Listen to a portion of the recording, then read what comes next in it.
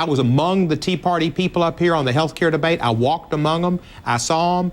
I saw a very angry crowd. I saw pictures of President Obama as Hitler, and I found that reprehensible. Okay, but again, why that's reprehensible, and yet you use Nazi imagery to describe but Anderson, your the difference Republican is opponents. President Obama has done nothing like Hitler. He hasn't emulated Goebbels in using... And you're saying the Republican Party is emulating Goebbels? They've emulated his tactics of repeating a lie over and over. You think they've been studying the tactics of Goebbels and using those? I don't know that they've studied them. I don't know who studied them. But the fact is, that's what they've done.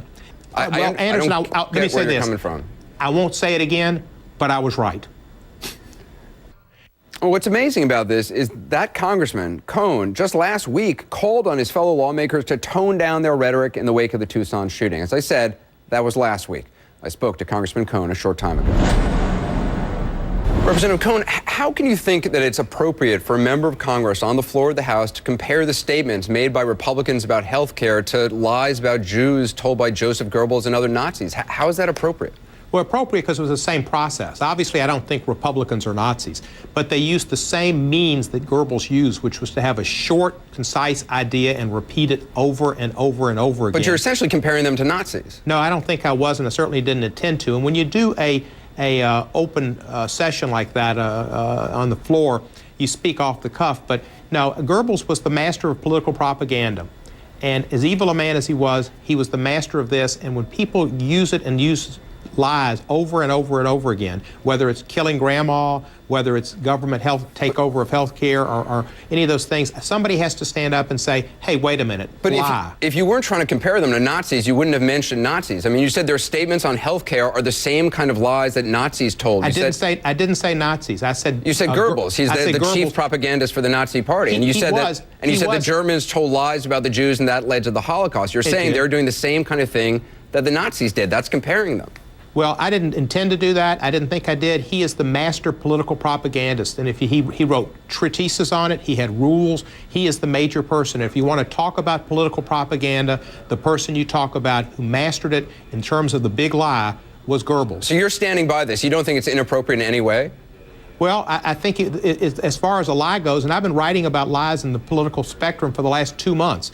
There was a show that said that the government was creating concentration camps and planned to have a pandemic against its citizens. This was something on True TV. Yeah, that's Jesse Ventura's ridiculous conspiracy show, which is just a joke. But I mean, it's not a joke. I wrote an op-ed about it. That's the kind of stuff that produces Oklahoma City's produced 2 deputy sheriffs being killed in West Memphis. But Democrats have been very critical when people on the right use Nazi imagery to describe President Obama or Democrats. I just don't understand why you think it's okay to bring in Nazis when you're talking about Republicans. I think that when it's an appropriate analogy, and if you wanted to talk about some monster scientist, and you mentioned Mengele, it would be appropriate because he was the monster scientist of the last 100 years or maybe of all time, just as Goebbels was the master political propagandist. I don't, and I might make it clear here, I don't think any of my colleagues are Nazis. I didn't intend to suggest they were, but they're using the lie over and over is the same type of thing that Goebbels used. But the fact that he was a Nazi and the fact he was a political propagandist can be viewed at in different ways. But the fact of the matter is you are comparing them to Nazis. I mean, you're saying their tactics are the same tactic as Nazis, and I mean, the National Jewish Democratic Council has come out and says your comments are abusive Holocaust rhetoric. They say that invoking the Holocaust to make a political point is never acceptable. What if I compared a boxer to Max Schmeling? He was a Nazi. Would that have been terrible?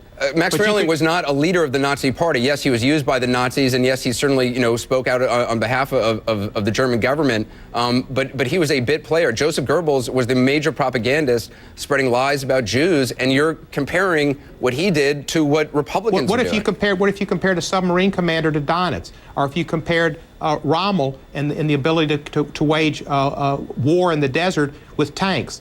Those were major Nazis. Rommel, he did turn against Hitler, and Donitz, but they were masters at submarine warfare and masters at... I just don't understand why you have to bring the Nazis in to a discussion about healthcare and your opponents. I mean, your comments seem especially hypocritical given that you just wrote an editorial in Roll Call about the dangers of hateful rhetoric and reckless speech. You wrote, and I quote, "Reckless and hateful speech often has a terrible human cost. If the horrific events in Arizona are not enough to modulate our public discourse, it is likely there will be more violence and more deaths." Do you really think your comments advance civility in the public discourse? I guess they don't advance civility per se, but I think telling lies is uncivil, and I think somebody needs to stand up to the lies that are being told.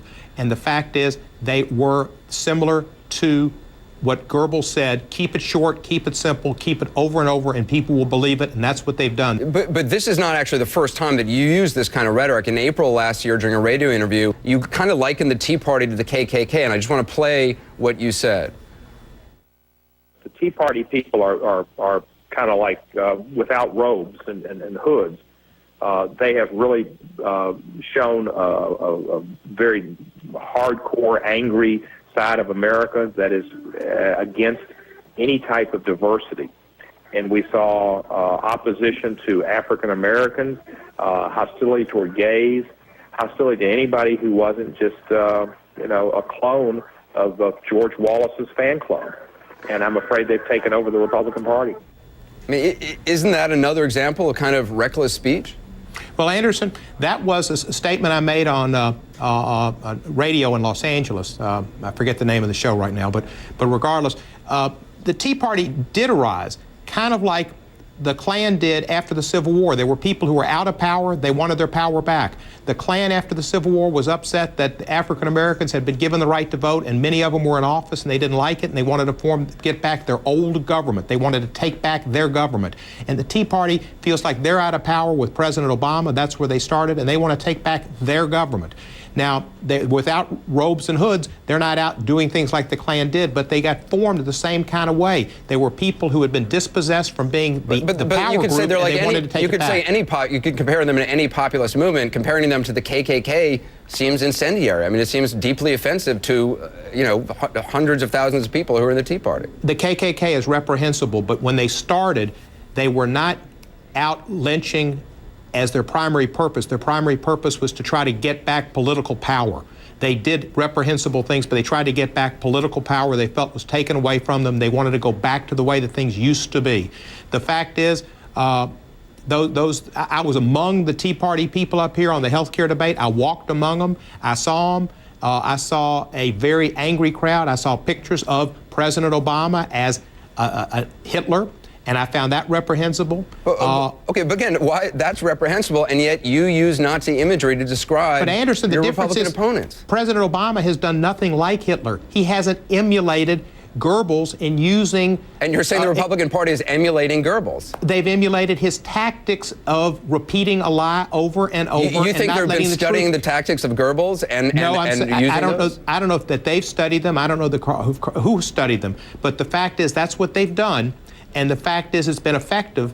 And the fact is, they continue to do it to this day. And it was PolitiFact, 2009 Pulitzer Prize-winning journalism organization, that said it was the biggest lie of 2010. It wasn't me that held them up as the biggest liars of the year. It was PolitiFact, a Pulitzer Prize-winning journalistic crowd. Again, you could say your opponents are, salesmen and are using sales tactics to sell something. You don't have to say that they're Nazis and Goebbels. I don't let me say this. Coming from.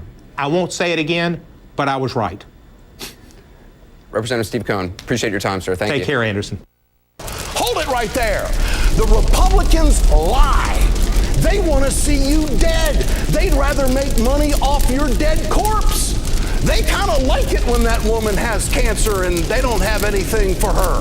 That's how the insurance companies make money, by denying the coverage. My God, Democrats, what's wrong with you? You can't deal with these people.